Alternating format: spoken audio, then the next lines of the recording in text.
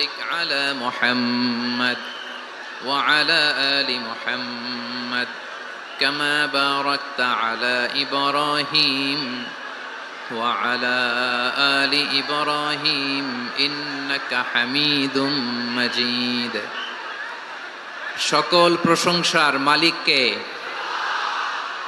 সকল ক্ষমতার উৎসকে। কেউ যেটা পারে না পারে কে, কেউ যেটা দেখে না দেখে কে? সে আল্লাহর দরবারে আমরা শুকর গুজার হচ্ছি। আমরা সবাই পড়ছি কালিমাতুশ শুকর, আলহামদুলিল্লাহ। সবাই একসাথে গলা ছেড়ে দিয়ে আওয়াজ করে পড়ুন, রব্বানা লাকাল হামদ হামদান কাসীরান طيبا مباركا فيه يا ربي لك الحمد كما ينبغي لجلال وجهك وعظيم سلطانك لك الحمد بالإيمان لك الحمد بالإسلام لك الحمد بالقرآن। আল্লাহ রাব্বুল ইজ্জা ওয়াল জালালের দরবারে শুকরিয়া জ্ঞাপনের পাশাপাশি আমি আজকের এই প্রোগ্রামের অর্গানাইজিং কমিটিকে অন্তরের অন্তঃস্থল থেকে ধন্যবাদ জানাতে চাই যে আদ-দ্বীন ফাউন্ডেশন অথরিটি তারা 3 দিন ব্যাপী যশোরের পুলের হাটে এরকম চমৎকার গোছানো ওয়েল অর্গানাইজড একটা তাফসীরুল কোরআনের প্রোগ্রামের আয়োজন করেছে। আমি আল্লাহর শুকরিয়া জ্ঞাপনের পাশাপাশি তাদেরকে আমার অন্তরের অন্তঃস্থল থেকে শুকরিয়া, ধন্যবাদ এবং মোবারকবাদ জানাতে চাই।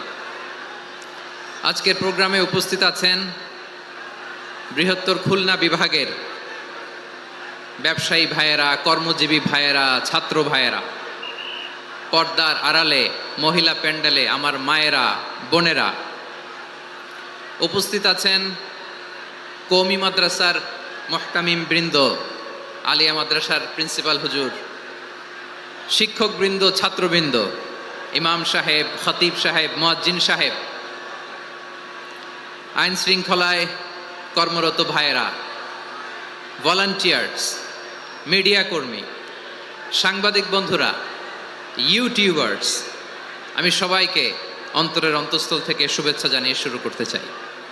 প্রিয় ভাইয়েরা, আমি জানি যশোরের মানুষ খুবই well civilised, they know manners, তারা ম্যানার জানে। অতিথির সাথে কেমন আচরণ করতে হয় যশোরের লোকেরা এটা জানে কি জানে না বলেন? মাশাআল্লাহ। স্টেজ থেকে ইনস্ট্রাকশন আসলে সেটা শুনতে হবে, না শুনলে আমিও বলতে পারবো না, আপনারাও উপকৃত হবেন না। কোটি কোটি টাকা ব্যয়, অনেক পরিশ্রম সাপেক্ষে, অনেক ওয়েল ডিজাইন করে ওনারা প্রোগ্রাম করেছেন। শেষ অধিবেশন যদি আপনারা ধাক্কা ধাক্কি বিশৃঙ্খলা করেন, বঞ্চিত হব, আমরা বঞ্চিত হব, আপনারা বঞ্চিত হবেন। মিডিয়া কর্মীদের মাধ্যমে দেশে বিদেশে কোটি কোটি দর্শক তারা বঞ্চিত হবে। আর যদি একটা নীরব, নিস্তব্ধ, নিঝুম পরিবেশ আমাকে উপহার দেন, আমি জনগুরুত্বপূর্ণ, যেটা রাষ্ট্রের জন্য গুরুত্বপূর্ণ, যেটা সামাজিকভাবে আমাদের জন্য গুরুত্বপূর্ণ, আমার ব্যক্তি জীবনের জন্য গুরুত্বপূর্ণ, গোটা মানবতার জন্য গুরুত্বপূর্ণ, এরকম কিছু বার্তা আজকের এই ঐতিহাসিক যশোরের প্রোগ্রামে আমি রাখতে চাই ইনশাআল্লাহ। কিন্তু সেজন্য সহযোগিতা করতে হবে। যে ডান দিকের ছেলেরা মাশাআল্লাহ বলার সাথে সাথে ঠান্ডা, কিন্তু এখানে এখনো ঠান্ডা হচ্ছে না। তোমরা ভলান্টিয়ারদের কথা শোনো, জায়গা না পেলে পেছনে যাও। ধাক্কা ধাক্কি করো কেন ভাইয়েরা? এটা করো না। এই যে তোমাদেরকে দেখতে পাচ্ছি তো, একে অপরকে ধাক্কা ধাক্কি করে আমাকে দেখার চেষ্টা, পেছনে চলে যাও।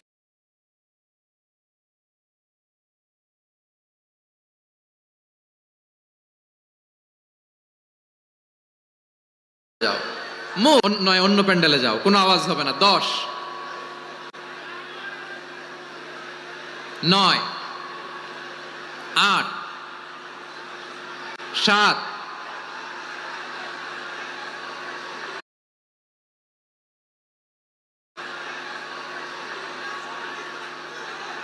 6, 5, 4,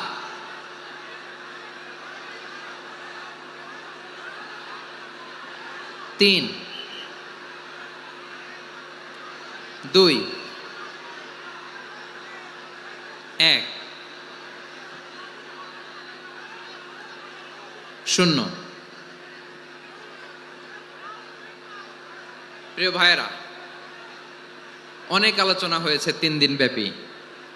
দেশ বরেণ্য প্রথিতযশা ওলামায়ে হযরতের মুখে আপনারা অসংখ্য কথা শুনেছেন। আমলের জন্য এগুলোই যথেষ্ট। নতুন করে আমার বলার কিছুর দরকার নাই।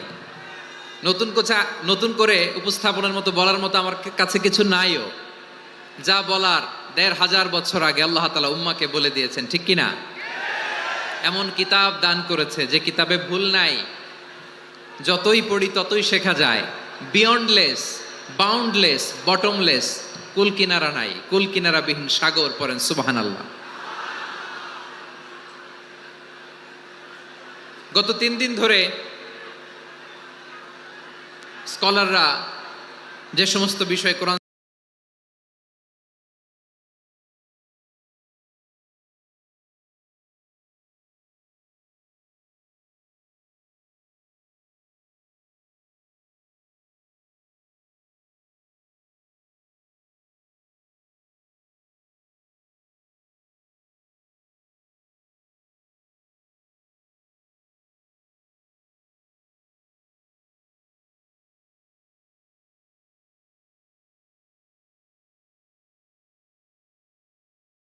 রাসূলের উপর আমল করতে পারে আল্লাহ তৌফিক দান করুক, আমরা পড়ি আমিন।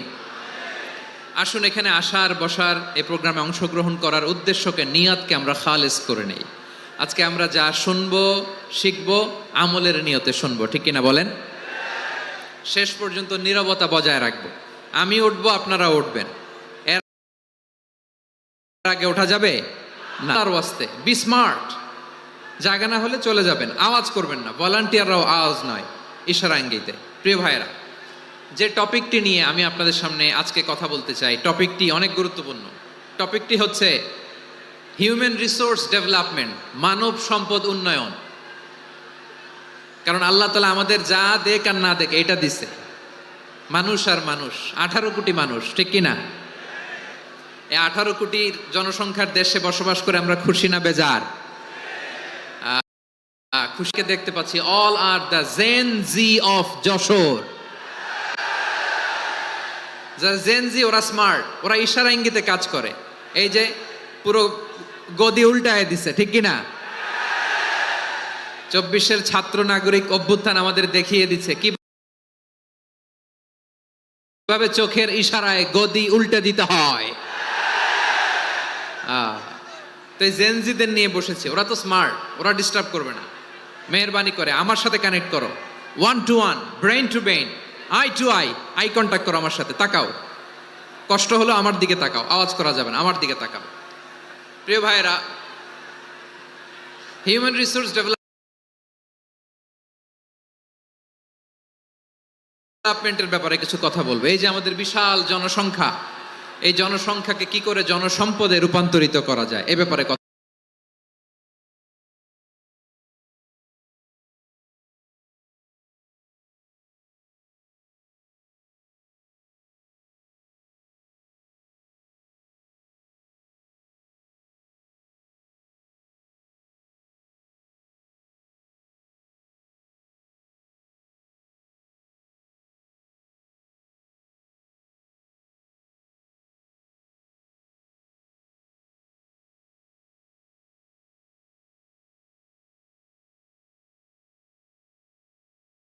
বলি। সূরাতু বনী ইসরাইলের 70 নম্বর আয়াত তেলাওয়াত করেছি। এই আয়াতের আলোকে কিছু কথা আমি আপনাদের সামনে বলবো।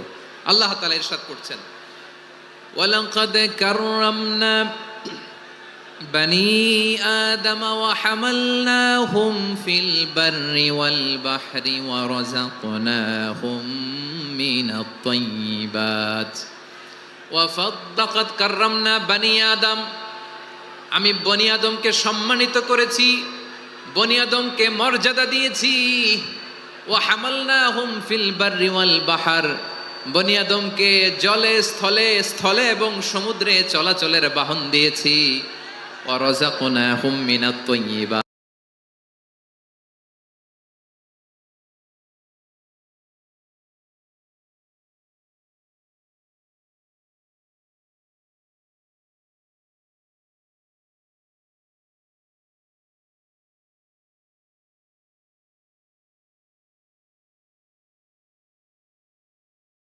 তাদেরকে আমি যত মর্যাদা দিয়েছি আমার কোন সৃষ্টিকে এত মর্যাদা দেই নাই, পড়েন সুবহানাল্লাহ। I have dignified the status of the sons of Adam. আদমের সব সন্তানের মর্যাদা আমি বাড়িয়েছি। আল্লাহ এখানে বলেননি ওয়ালাকাদ কাররামনাল মুমিনিন, আমি মুমিনের মর্যাদা বাড়িয়েছি, বলেছেন? আল্লাহ এখানে বলেন নাই ওয়ালাকাদ কাররামনাল মুসলিমিন, আমি মুসলিমের মর্যাদা বাড়িয়েছি। আল্লাহ বলেছেন ওয়ালাকাদ কাররামনা বানি আদম, আমি বনি আদমের সম্মান বাড়িয়েছি, হোক সে মুমিন কিংবা কাফের, মুসলিম কিংবা মুশরিক, আস্তিক কিংবা নাস্তিক, আরব কিংবা অনারব, যেই হোক না কেন আদম সন্তান সবগুলার মর্যাদা বাড়ায় দিয়েছে কে? সবার মর্যাদা আল্লাহ বাড়িয়েছে। মানুষ হিসেবে মর্যাদা। বিশ্বনবী ইসলাম ইহুদির লাশ দেখে দাঁড়িয়ে গেলেন। কার লাশ? আমার যশোরের ভাইয়েরা আওয়াজ করে বলুন, কার লাশ?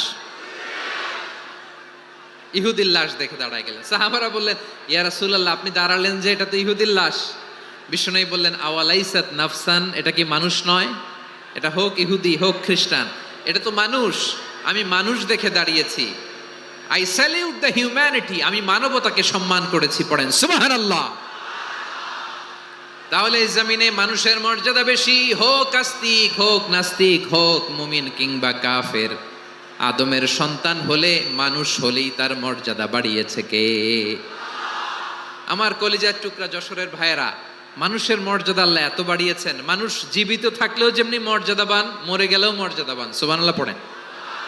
মানুষ মরে গেলে এই ডেড বডিটা কি হয়? পচে যায়, গলে যায়, মাটির সাথে মিশে যায়। তাই বলে আপনি ডেড বডির সাথে যাচ্ছে তাই করতে পারবেন না, পারবেন?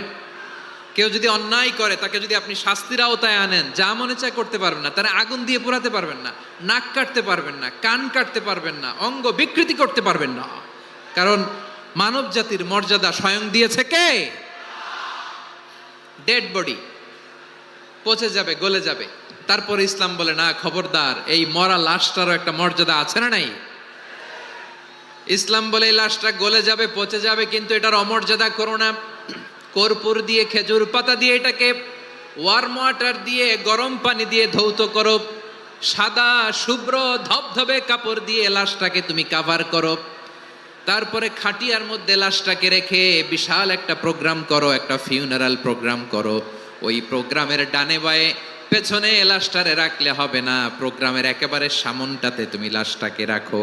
সুবহানাল্লাহ। একটা ফিউনারাল প্রোগ্রাম করতে হবে, তাকে শেষ বিদায় জানাতে হবে, যেটাকে আমরা জানাজা বলি। কি বলি?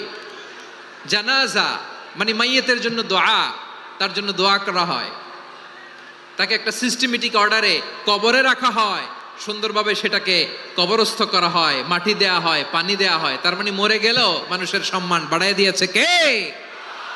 এজন্য আল্লাহ বললেন ওয়ালাকাদ কাররামনা বানি আদম, বনি আদমের সম্মান মর্যাদা আমি আল্লাহ বাড়িয়ে দিয়েছি। মানুষের সম্মানে তুমি কখনো আঘাত করো না, ঠিক কি না?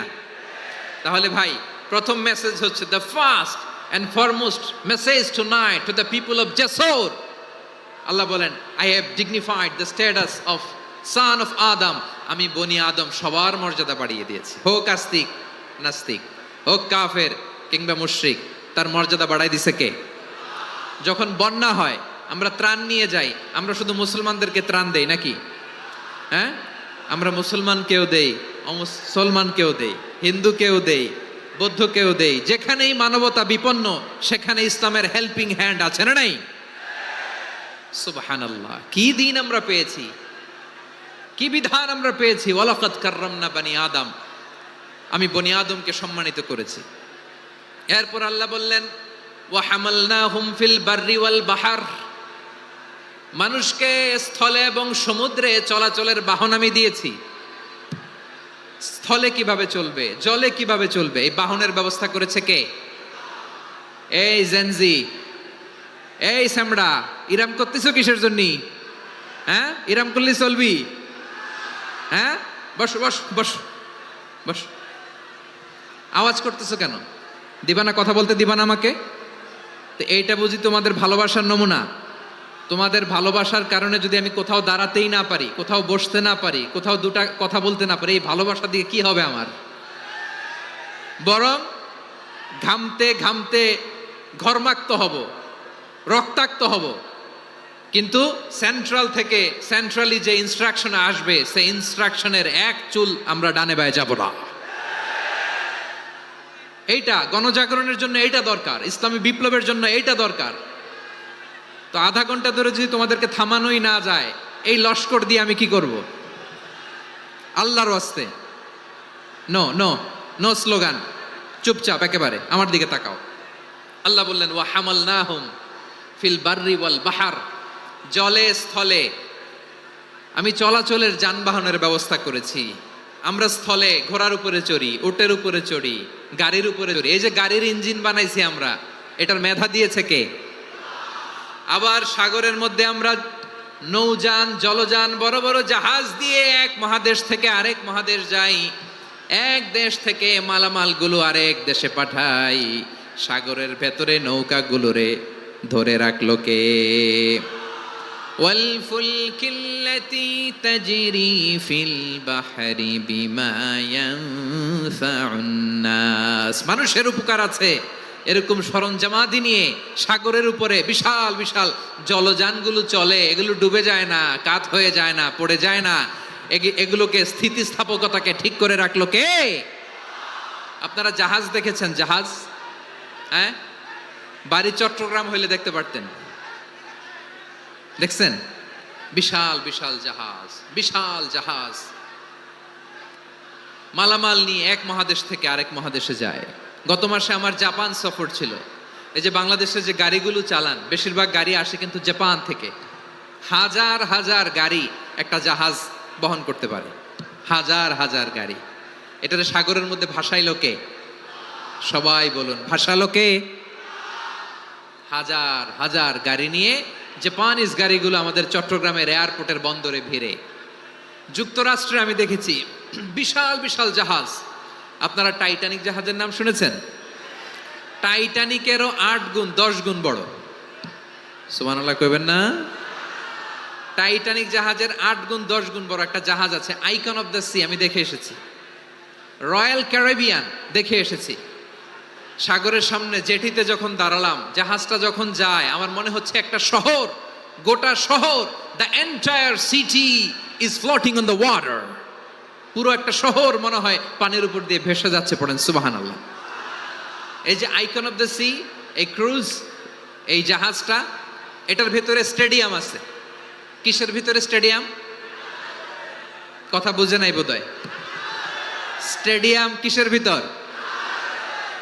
সুইমিং পুল আছে, শপিং মল আছে, রেস্টুরেন্ট আছে, ক্লাব আছে, 3000 4000 রুম বিশিষ্ট, কক্ষ বিশিষ্ট হোটেল আছে। এই সবগুলোর নিয়ে এগুলো চলে সাগরের এই দোলার মধ্যে, জলোচ্ছ্বাসের মধ্যে। এই সাগরের ভেতরে এই জাহাজগুলোর ভাষায় রাখছে কে? সূরাতুর আর রহমানে আল্লাহ তাআলা বললেন ওয়ালাহুল জাওয়ারিল মুনশাআতু ফিল বাহরি কাল আ'লাম ফাবিআইয়ি আলা, সবাই পড়েন ফাবিআইয়ি আলাই রাব্বিকুমা তুকাযিবান। পাহাড় সম বড় বড় জাহাজগুলো মাল বোঝাই করে সাগরের মধ্যে ভেসে বেড়ায়। এগুলো দিয়ে মালামাল বহন করা যায়, মানুষরা এক দেশ থেকে আরেক দেশে যায়। এই জাহাজগুলোরে সাগরের ভেতরে ভাসায় রাখলো কে? এই আয়াতের ভেতরে আল্লাহ তাআলা সূরাতু বানী ইসরাঈলের এই চমৎকার আয়াতের ভেতরে আল্লাহ তাআলা বেসিক্যালি মানব জাতির প্রতি তার 4টি স্পেশাল অনুগ্রহের কথা বলেছেন। কয়টি? 2টা বলে ফেলছি। 1 নাম্বার ওয়ালাকাদ কাররামনা বানি আদম, আমি বনি আদমের সম্মান বাড়াইছি। নাকি মুসলমানদের? নাকি মুসল্লিদের? কার সম্মান বাড়িয়েছি? বনি আদমের। তাহলে human dignity, the first part of the verse talks about the human dignity. 2 number অংশে আল্লাহ তাআলা বললেন ওয়া হামালনাহুম ফিল বাররি ওয়াল বাহার, স্থলে এবং সমুদ্রে আমি তাদের জন্য চলাচলের বাহন দিয়েছি। সুবহানাল্লাহ। তার মানে smooth movement on land and sea, জলে এবং স্থলে যাতে আমরা স্মুথলি মুভ করতে পারি আল্লাহ তাআলা দিয়েছেন। 3 নম্বরে আল্লাহ তাআলা বললেন ওয়া রাযাকনাহুম মিনাত তাইয়্যিবাত, মানুষের জন্য আমি পবিত্র রিজিকের ব্যবস্থা করেছি। জলে এবং স্থলে যত প্রাণী আছে সবগুলা প্রাণীকে রিজিক দেয় কে? আমাদেরকে রিজিক দেয় কে? সাগরের মাছগুলোকে, বড় বড় তিমি মাছগুলোরে রিজিক দেয় কে? বাতাসের মধ্যে ভেসে বেড়ানো বড় বড় পাখিগুলো, স্ক্যান্ডিনেভিয়ান কান্ট্রি থেকে লক্ষ লক্ষ কোটি কোটি পাখিগুলো যে এক দেশ থেকে আরেক দেশে ট্রান্সফার হয়, এগুলোর রিজিক দেয় কে? রব্বুল আলামিন বলেন, ওয়ামা মিন দাব্বাতিন ফিল আরদি ইল্লা আলাল্লাহি রিজকুহা ওয়া ইয়ালামু মুস্তাকাররাহা ওয়া মুস্তাওদাআহা কুল্লুম ফি কিতাবিম মুবিন। আল্লাহু আকবার। রব্বুল আলামিন বলেন, ভূপৃষ্ঠে বিচরণশীল যত প্রাণী আছে সব প্রাণীগুলোকে আমি আল্লাহ আমার নিজের কুদরতে রিজিকের বন্দোবস্ত করি।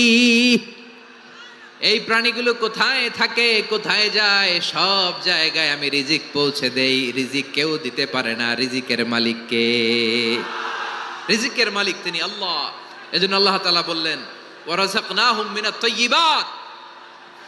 এরপর আল্লাহ বললেন, ওয়া ফাদ্দালনাহুম আলা কাসীরিম মিম্মান খালাকনা তাফদীলা। আমি যত প্রাণী সৃষ্টি করেছি সকল প্রাণীর মধ্যে মানুষের মর্যাদা, শ্রেষ্ঠত্ব আমি দিয়েছি। সুবহানাল্লাহ পড়েন। তাহলে এক নম্বরে আল্লাহ বললেন, আমি বনি আদমের মর্যাদা বাড়ালাম। এরপরে বললেন, স্থলে এবং সমুদ্রে চলাচলের জন্য যানবাহন দিলাম। 3 নম্বরে আল্লাহ বললেন, পবিত্র রিজিকের ব্যবস্থা করে দিলাম।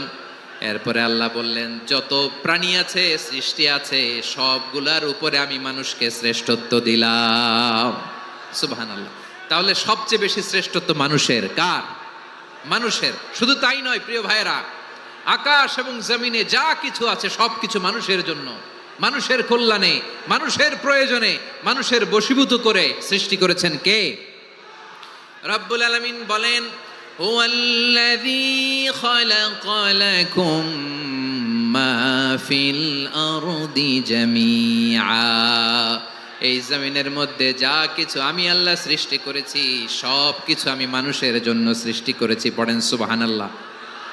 হুয়াল্লাযী খালাকা লাকুম মা ফিল আরদি জামিআ। যা আছে সব আমাদের জন্য, সব আমাদেরকে সার্ভিস দেওয়ার জন্য, আমাদের উপকারের জন্য, আমাদের কল্যাণের জন্য। আওয়াজ করে সবাই পড়ুন আল্লাহু আকবার।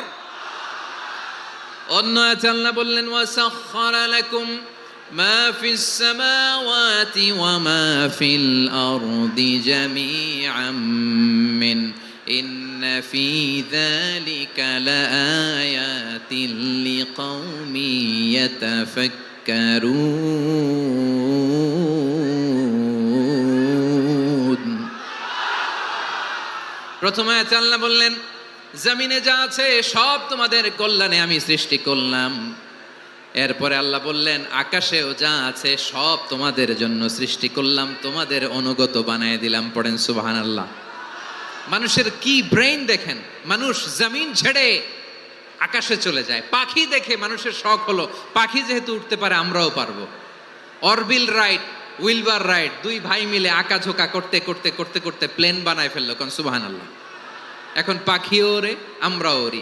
এরপরেই মানুষের কৌতূহল থামে না এখানে। মানুষ চলে গিয়েছে চাঁদে। কোথায় গেছে? এখন কিন্তু চাঁদে জমি বিক্রি হয় জানেন? পৃথিবী নিয়ে মারামারি শেষ। রাশিয়া আমেরিকা এখন ধরছে চাঁদ আর মঙ্গল গ্রহ। এখন চাঁদে জমি বিক্রি হয়, মঙ্গলে জমি বিক্রি হয়। এই চাঁদ, মঙ্গল, বৃহস্পতি, শনি সব আল্লাহ তাআলা আমাদের জন্য বানিয়েছেন। সুবহানাল্লাহ পড়েন। মানুষ সাগরের উপরে চড়ে, শূন্যে ভেসে বেড়ায়, পাহাড় কেটে সুড়ঙ্গ বানায়, টানেল বানায়। মানুষ ব্রডব্যান্ডের লাইন নিয়ে যায় সাগরের ভেতর দিয়ে, এক দেশ থেকে আরেক দেশে, এক মহাদেশ থেকে আরেক মহাদেশে। সুবহানাল্লাহ পড়েন। তার মানে গোটা বিশ্বের সব কিছুর উপরে control, superiority over all creatures, সব কিছুর উপর কন্ট্রোল, মনিটরিং, নিয়ন্ত্রণ, এটা প্রতিষ্ঠা করে দিয়েছে কে? এজন্যই মানুষের শ্রেষ্ঠত্ব। ওয়ালাকাদ কাররামনা বানি আদম। আমি বনি আদমের সম্মান বাড়িয়েছি, মর্যাদা আমি বাড়িয়ে দিয়েছি এ কারণে, কারণ মানুষ সব কিছুর উপর নিয়ন্ত্রণ নিতে পারে। মানুষকে নিয়ে এই কোরআনের সব আলোচনা, মানুষকে নিয়ে এই কোরআনের সব। তাই কোরআনের কেন্দ্রীয় আলোচ্য বিষয় হচ্ছে মানুষ। কোরআনের কেন্দ্রীয় আলোচ্য বিষয় কি? যশোরের ভাইয়েরা বুঝে থাকলে সবাই বলবেন কোরআনের কেন্দ্রীয় আলোচ্য বিষয় কি? এই যে আমি মূল আলোচনায় যাচ্ছি এখন। কেন মানুষ কোরআনের কেন্দ্রীয় আলোচ্য বিষয়? এই যে ভাইয়েরা, এই যে হাত জোর করে, এই যে Jessore Gen Z, the smart people of Jessore, হাত জোর করে বলতেছে, হাত জোর করে তোদের কাছে আল্লাহর দোহাই লাগে, স্টপ স্টপ। শুরুতে একবার বলেছে জাগা না হলে আস্তে আস্তে ধাক্কা দিবা, সামনে না পিছনে দিয়ে দিয়ে বেরোয় চলে যাও।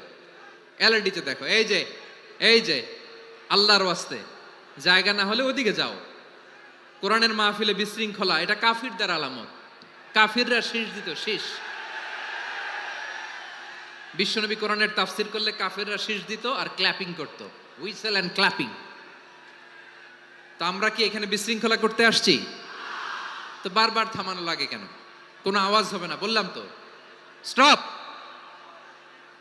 আওয়াজ করে বলুন কোরআনের কেন্দ্রীয় আলোচ্য বিষয় কি? সবাই বলেননি। এতগুলো মানুষ উত্তর দিলে এতটুকু আওয়াজ হয়, অন্তত আমি বিশ্বাস করি না।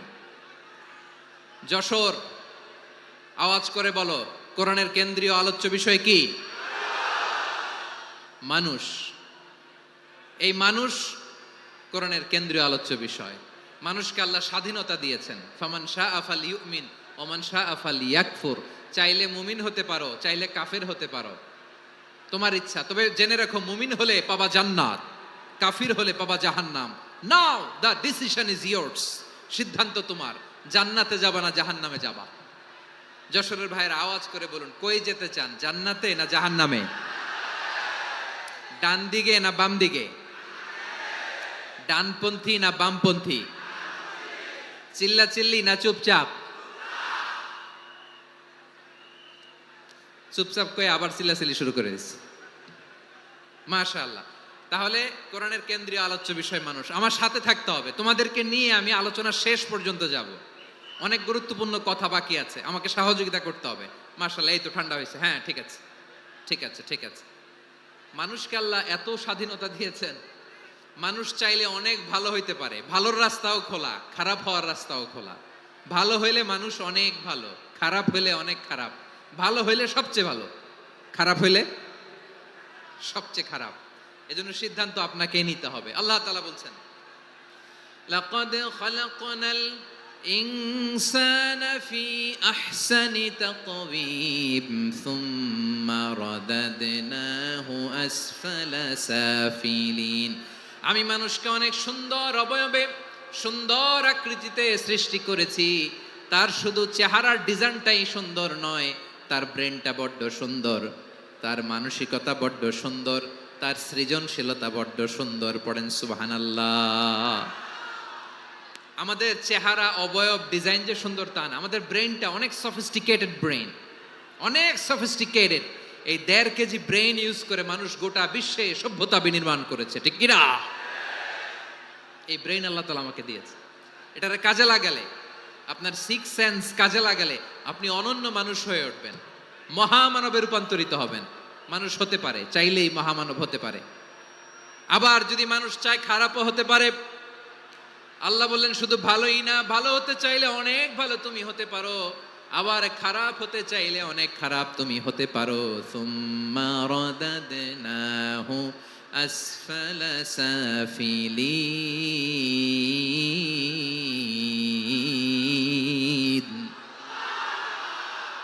খারাপ হলে একেবারে খারাপ হতে পারো, নিকৃষ্ট হলে একেবারে নিকৃষ্ট হতে পারো, ভালো হলেও ভালো হতে পারো। কোন সুবহানাল্লাহ। এবার আওয়াজ করে বলুন ভালো হতে চাই না খারাপ? শ্রেষ্ঠ না নিকৃষ্ট? মানুষ ভালো হলে মানুষ ফেরেশতার চেয়েও ভালো, মানুষ খারাপ হলে সে পশুর চেয়েও খারাপ। কথা ঠিক কিনা বলেন? ভালো হলে ফেরেশতার চেয়েও ভালো, খারাপ হলে পশুর চেয়েও নিকৃষ্ট। তার মানে শ্রেষ্ঠত্বে মানুষ, শ্রেষ্ঠত্বে ফেরেশতাকে হার মানায়, আর অধপতনে শ্রেষ্ঠত্বে ফেরেশতাকে ছাড়িয়ে যায়, আর অধপতনে পশুকেও হার মানায়। আই রিপিট, আমি আবারও বলছি, মানুষ শ্রেষ্ঠত্বে ফেরেশতাকে ছাড়িয়ে যায়, আর অধপতনে সে পশুকেও হার মানায়। আওয়াজ করে বলতে হবে ঠিক কি না? এটার প্রমাণ কি? মানুষ শ্রেষ্ঠ হইলে যে ফেরেশতার চেয়েও সেরা, তার প্রমাণ কি? আল্লাহ তাআলা বলছেন, ওয়া ইয কুলনা লিল মালাইকাতি ইসজুদু লি আদম ফাসাজাদু ইল্লা ইবলিস আবা ওয়াস্তাকবারা ওয়া কানা মিনাল কাফিরিন। আল্লাহ বলেন, স্মরণ করো সে সময়ের কথা যখন আমি ফেরেশতাদেরকে বললাম, ও ফেরেশতারা আদমকে সেজদা দাও। সব ফেরেশতারা সম্মান সূচক সেজদা আদমকে দিল। তারা আদমের জন্য সেজদায় লুটিয়ে পড়লো, একজন ছাড়া, তার নাম ইবলিস। আওয়াজ করে বলেন, তার নাম কি?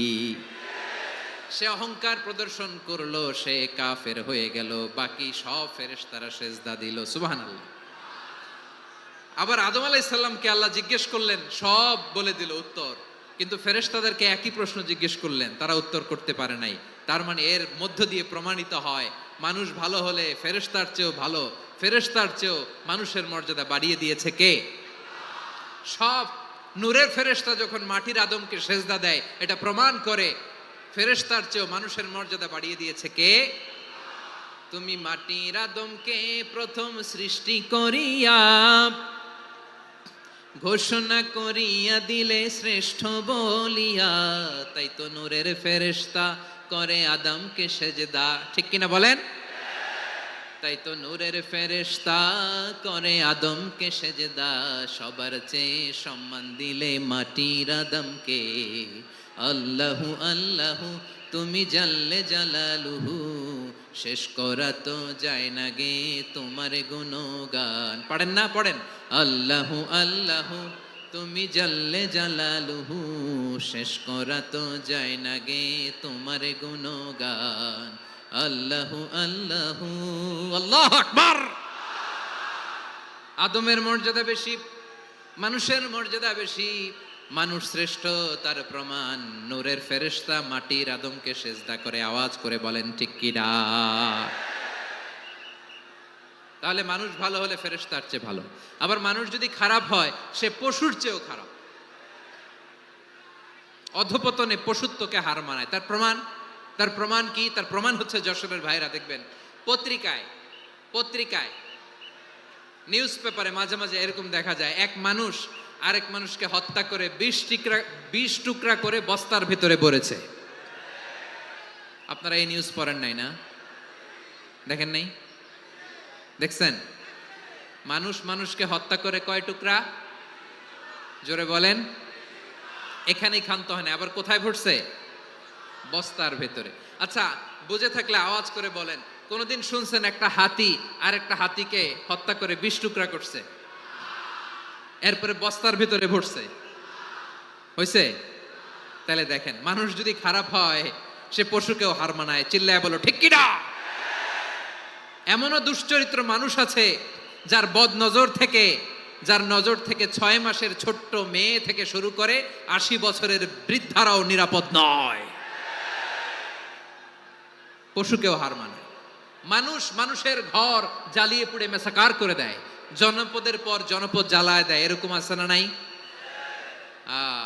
বোমা মেরে শহরগুলো উড়িয়ে দেয়। এই যে ইসরায়েল গাজার মধ্যে যে অ্যাটাক করেছে, এরা মসজিদ মানে নাই, মসজিদে বম ফেলেছে। এরা খ্রিস্টানদের চার্চ, গির্জা মানে নাই, গির্জায় বম ফেলেছে। পৃথিবীর ইতিহাসে never happened in the history of the world that someone bombed on a hospital, on an ICU center. এমন হাসপাতাল যেখানে আইসিইউর রোগীরা আছে, ওই হাসপাতালের উপরও ইসরায়েলি সৈনিকেরা বোমা মেরেছে। জোরে বলেন ঠিক কিনা? এরা মানুষ? আওয়াজ করে বলেন, এরা মানুষ না। প্রিয় ভাইয়েরা, চোখ কান নাক মুখ থাকলেই মানুষ না। যা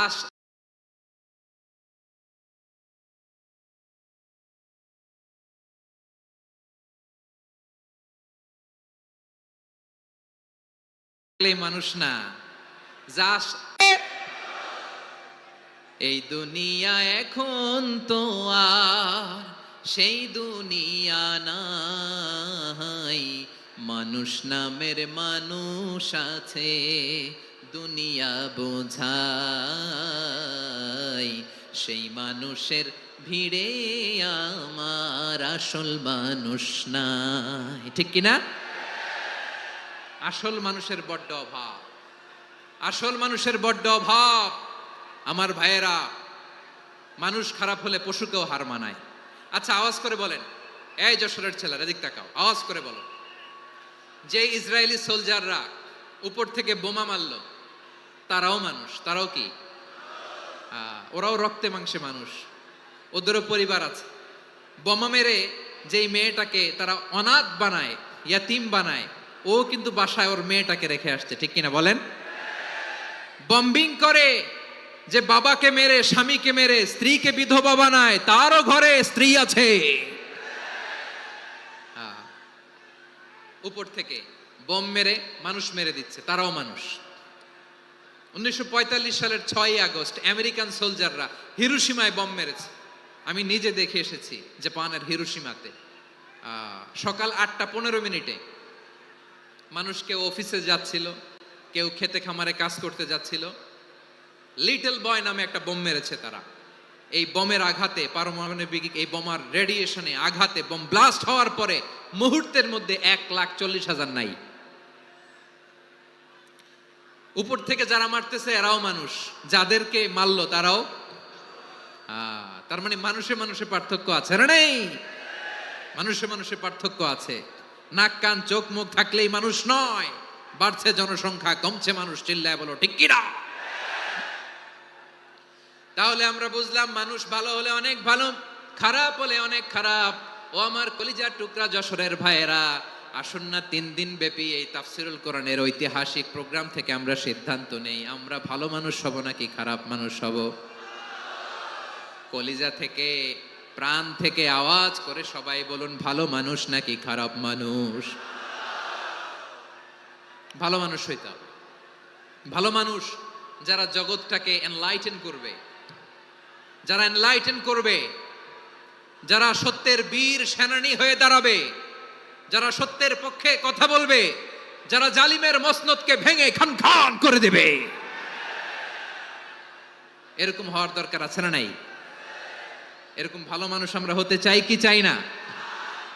মানুষকে যত্ন নিলে মানুষ যে কত ভালো হয় আপনি কল্পনাও করতে পারবেন না। এই যে আপনাদের যশোরে যে ভালো ছেলেগুলো আছে, যে ভালো তরুণগুলো আছে, যে যুবকগুলো আছে, যে ভালো আলেমরা আছে, ভালো নেতারা আছে, সবাই যদি তাদের মতো হতো, পুরো যশোরটা একটা জান্নাতের টুকরা হয়ে যেত। আওয়াজ করে বলেন ঠিক কিনা? মানুষকে নার্চারিং করলে, মানুষকে পলিশ করলে, মানুষকে গ্রুমিং করলে, মানুষকে সঠিক তারবিয়া দিলে মানুষ অনন্য হয়ে ওঠে। প্রতিটি মানুষ অনন্য। আমি অনন্য, আপনি অনন্য, আমরা সবাই অনন্য। সুবহানাল্লাহ বলেন। মানুষকে আল্লাহ তাআলা দিয়েছেন অসীম ক্ষমতা, অসীম ক্ষমতা। সুবহানাল্লাহ। একটা মানুষ পারে না এমন কিছু নাই, একটা মানুষ পারে না এমন কিছু নাই। বিশ্বাস করতে হবে, মানুষ যা কল্পনা করতে পারে ওইটা মানুষ করে দেখাতে পারে। যশোরের ভাইয়ের, আই রিপিট, আমি আবারও বলছি, এই চিল্লাচিল্লি করলে আমার এই গুরুত্বপূর্ণ কথা তোমরা মিস করবা। কপাল পোড়া হয়েও না, আওয়াজ করে কপাল পোড়া হবে না। আমার দিকে তাকাও। মানুষ যা কল্পনা করতে পারে সেটা মানুষ করে দেখাতে পারে। তুমি তোমার কল্পনার রাজ্যকে সাজাও, তোমাকে হারাতে পারে এমন কোন শক্তি আল্লাহর জমিনে নাই। তোমার কি শক্তি, কি সম্ভাবনা তুমি জানোই না মিয়া। তুমি এদিকে তাকাও কেন? তোমার রাস্তা তো ওই দূরে। তুমি কোথায় যাবে, আল্লাহ তোমার টেনে কোথায় নিয়ে যাবে তুমি কিছুই জানো না। প্ল্যান বিগ, ড্রিম বিগ, কল্পনার শক্তিকে বড় করো।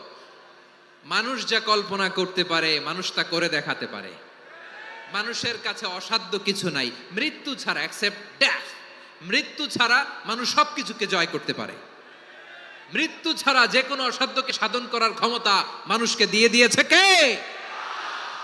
হারার জন্য তোমার জন্মই হয় নাই, তোমার জন্ম হয়েছে জিতার জন্য, বিজয়ের জন্য তোমার জন্ম।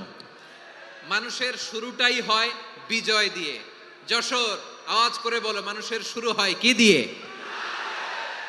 আমরা যখন আমার পিতার পৃষ্ঠদেশে ছিলাম, পিতার পৃষ্ঠদেশ থেকে শুক্রাণু যখন মায়ের গর্ভদেশে যেয়ে পড়ে, কতটা শুক্রাণু ভ্রমণ শুরু করে জানো? 20 কোটি শুক্রাণু। একবার সিমেন আউট হলে সেখানে 20 কোটি শুক্রাণু থাকে, ভ্রমণ শুরু করে। ওই 20 কোটি শুক্রাণুর মধ্যে থেকে তুমি আমি আজকে এক বিকশিত শুক্রাণু মানব রূপে পৃথিবীতে এসেছি। সুবহানাল্লাহ। ওই 20 কোটি শুক্রাণুর প্রতিযোগিতায় সবাইরে পেছনে ফেলে সেদিন আমি সফল হয়েছিলাম, সেদিন আমি বিজয়ী হয়েছিলাম। সেদিন আমি এত ছোট ছিলাম, মাইক্রোস্কোপ দিয়েও আমার অস্তিত্ব পাওয়া যায় না। আমি এত তুচ্ছ ছিলাম, নগণ্য ছিলাম। আমার কান ছিল না, আমার চোখ ছিল না, আমার হাত ছিল না, আমার জন্য রিকমেন্ডেশন করার মতো মামু ছিল না, খালা ছিল না, কেউ ছিল না।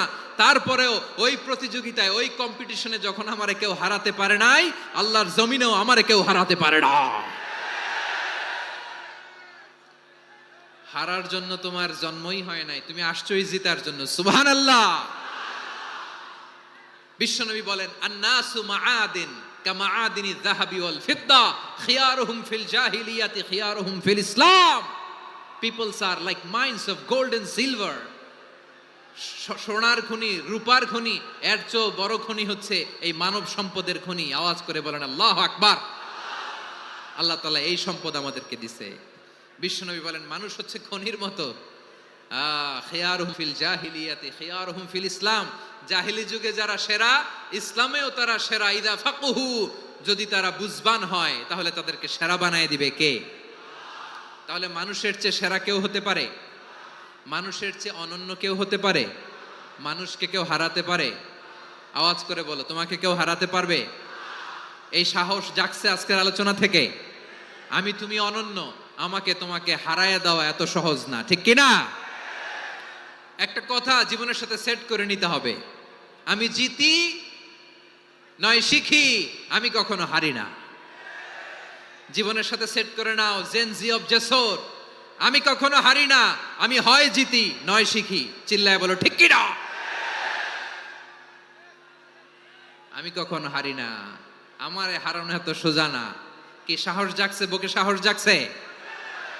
তাকবীর পড়ো, লিল্লাহে তাকবীর। তাহলে বিশ্বনবী বলেন, নাসু মাআদিন, মানুষ হচ্ছে খনি। এই ধাক্কা ধাক্কি, আমি জানি এগুলো ভালোবাসার ধাক্কা ধাক্কি, এজন্য আমি সহ্য করে নেই। এগুলো যে ভালোবাসার ধাক্কা ধাক্কি, এটা আমরা বুঝি। পৃথিবীর কোন আইন, সিকিউরিটি প্রটোকল দিয়ে এটারে মানানো যাবে না, কারণ এটা তো ভালোবাসা, লাভ। লাভ কোন আইন কানুন দিয়ে বাধা যায় না, মানানো যায় না, ঠিক কিনা বলো?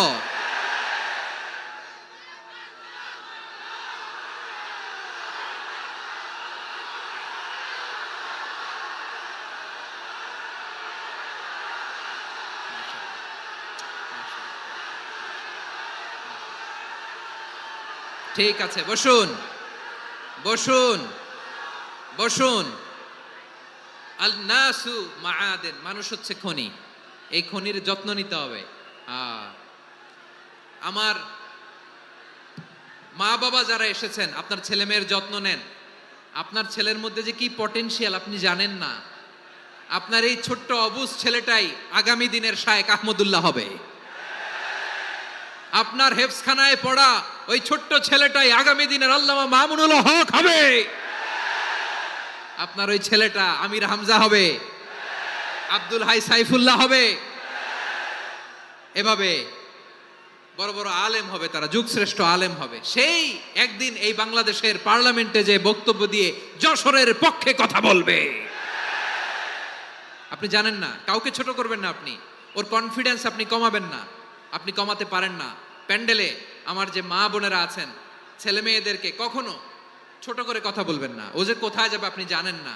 আপনি মা হয়ে তাকে সাহস দিবেন, তার কল্পনার জগৎটাকে সাজাতে তাকে উৎসাহিত করবেন, ঠিক কিনা বলেন? আর আমার প্যান্ডেলের আমার প্রিয় শ্রদ্ধাশীলা মায়েরা বোনেরা, আপনারা তো আরো দামি সম্পদ। বিশ্বনবী বলেন, আর দুনিয়া কুল্লুহা মাতা। আল্লাহ আল্লাহ আল্লাহ। বিশ্বনবীর কথার ওজন দেখেন, আর দুনিয়া কুল্লুহা মাতা ওয়া খায়রু মাতা'আদ দুনিয়াল মারআতুস সালিহা। বিশ্বনবী বলেন, দুনিয়ায় যা দেখো সব আল্লাহর দেওয়া অ্যাসেট, মানে সম্পদ। আর এত অ্যাসেটের ভিড়ে সবচাইতে শ্রেষ্ঠ সম্পদ হচ্ছে নেককার নারী। সুবহানাল্লাহ। ভাইয়েরা, বোনের সাথে খারাপ আচরণ করো না। সন্তান মায়ের সাথে খারাপ আচরণ করো না। আমাদের মায়েরা আমাদের asset, they are our priceless asset. কারণ এই মায়েদের পেটে এসেছে আল্লাহর ওলিরা, এই মায়েদের পেটে এসেছে খান জাহান আলী, এই মায়ের পেটে এসেছে শাহজালাল ইয়ামানি, এই মায়ের পেটে এসেছে আল্লাহর সব নবীরা। নাকি নবীরা আকাশ থেকে ধপ করে জমিনে নেমে আসছে? মায়ের পেটে আসছে। এই মায়ের পেটগুলো খনি। আমার সম্মানিতা মায়েরা, বোনেরা, নিজেকে ইসলাম দিয়ে সাজান, নিজেকে ইসলাম দিয়ে সাজান, নিজেকে পবিত্র রাখুন, নিজের আব্রু ইমান ইজ্জতের হেফাজত করুন, কোরআন পড়ুন, সুন্নাহ পড়ুন। আপনি জানেন না আপনার গর্ভে কে আসছে, কোন ক্ষণজন্মা পুরুষকে আল্লাহ তাআলা আপনার গর্ভে পাঠাবে আপনি জানেন না। মায়েরা, নিজেদেরকে পবিত্র রাখুন, ইসলাম চর্চা করুন, কোরআন চর্চা করুন, নৈতিকতা দিয়ে নিজেকে সাজান। যশোরের জেনজি, নিজেদেরকে প্রস্তুত রাখো আগামীর বাংলাদেশের জন্য। নৈতিকতা, মোরালিটি, ভ্যালিউজ দিয়ে নিজেকে সাজাও, ইসলাম দিয়ে নিজেকে সাজাও, কারণ আগামীর বাংলাদেশ ইসলামের বাংলাদেশ। বাংলাদেশের আসল পরিচয় ইসলাম। বাংলাদেশের আসল পরিচয় কি? সবাই বলে না। বাংলাদেশের আসল পরিচয় কি? এই ইসলাম নিয়ে আমরা সংসদ ভবন সাজাবো, রাজি আছি না নাই? শেকড় ভুলে যাওয়া যাবে না। আমরা ধাপে ধাপে শারিয়া আইনের দিকে যাব ইনশাআল্লাহ, কিন্তু জঙ্গিবাদ দিয়ে নয়, কট্টরপন্থা দিয়ে নয়। আমরা ইন্টেলেকচুয়ালি, গ্রাজুয়ালি, ধাপে ধাপে শারিয়া আইনের দিকে মুভ করব ইনশাআল্লাহ। বলো লিল্লাহি তাকবীর। এদেশের আসল পরিচয় সবাই বলে না, আওয়াজ করে, এদেশের আসল পরিচয়। এদেশে আজান শুনে সূর্য ওঠে শহর গ্রামে, এদেশে আজান শুনে সূর্য ডুবে সন্ধ্যা নামে, এদেশে সকল কাজে সবাই বলে বিসমিল্লাহ, এদেশে ভালো কিছু দেখে শুনে হাসি মুখে সবাই বলে মাশা আল্লাহ, সুবহানাল্লাহ সুবহানাল্লাহ সুবহানাল্লাহ সুবহানাল্লাহ সুবহানাল্লাহ সুবহানাল্লাহ সুবহানাল্লাহ সুবহানাল্লাহ। ও নবীন তরুণ, তোমার কিসের এত ভয়? জেনে রেখো বাংলাদেশের আসল পরিচয়। বাংলাদেশের আসল পরিচয় ইসলাম। আওয়াজ তুলে বলো, আসল পরিচয় কি? এদেশে পরস্পরে দেখা হলে দেয় সালাম, এদেশে আমজনতার হৃদয় জুড়ে পাক্কালাম, ঠিক কি না? এদেশে বিপদ এলে সর্বজনে সর্বক্ষণে দোয়া পড়ে ইন্না লিল্লাহ সুবহানাল্লাহ সুবহানাল্লাহ সুবহানাল্লাহ সুবহানাল্লাহ। এদেশে আজান শুনে সূর্য ওঠে শহর গ্রামে, এদেশে আজান শুনে সূর্য ডুবে সন্ধ্যা নামে, এদেশে সকল কাজে সবাই বলে বিসমিল্লাহ, এদেশে ভালো কিছু দেখে শুনে হাসি মুখে সবাই বলে মাশা আল্লাহ সুবহানাল্লাহ। আওয়াজ করে সুবহানাল্লাহ সুবহানাল্লাহ সুবহানাল্লাহ সুবহানাল্লাহ। সবাই একসাথে সুবহানাল্লাহ সুবহানাল্লাহ সুবহানাল্লাহ সুবহানাল্লাহ। এদেশের আসল পরিচয় কি? আওয়াজ করে বলতে ভয় লাগে। এদেশের আসল পরিচয় কি? ইসলাম দিয়ে আমাদের সংসদ ভবন চলুক, আমরা চাই কি চাই না? বঙ্গভবনে লা ইলাহা ইল্লাল্লাহর পতাকা উড়ুক, আমরা চাই কি চাই না? প্রতিটি জেলা অফিসে, ডিসি অফিসে লা ইলাহার পতাকা ঝুলুক, আমরা চাই কি চাই না? কারা কারা চাই হাত তুলে আল্লাহরে দেখায়।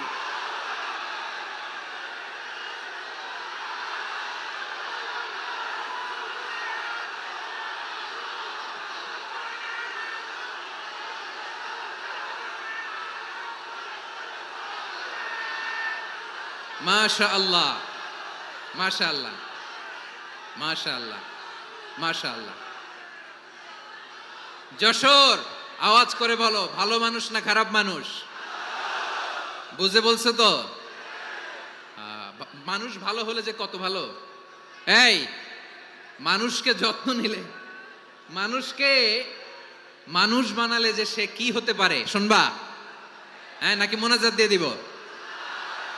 শুনবা? তাহলে থামতে হবে। থামো, আমি যখন বলবো থামো থামো, তাকবীরের সময় দিলে তাকবীর, থামো থামো।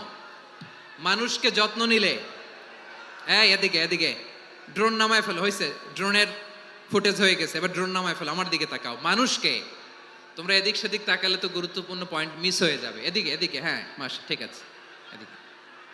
মানুষকে যত্ন নিলে মানুষের মধ্যে যারা কি পটেনশিয়াল রেখেছে, আমি জাপানের দুইটা উদাহরণ দেই। জাপানের, এই এই এভাবে এভাবে হবে, হয় বসো নয় পেছনে, কথা নাই, কথা তো বলাই যাবে না, হারাম কথা বলা আজকে, একেবারে চুপ। আজকের জন্য হারাম করে দিছে আমি, এই কিছু সময়ের জন্য একেবারে নিষিদ্ধ। জাপানের দুইটা উদাহরণ দেই, খেয়াল করে একটু শুনেন, বুঝবেন।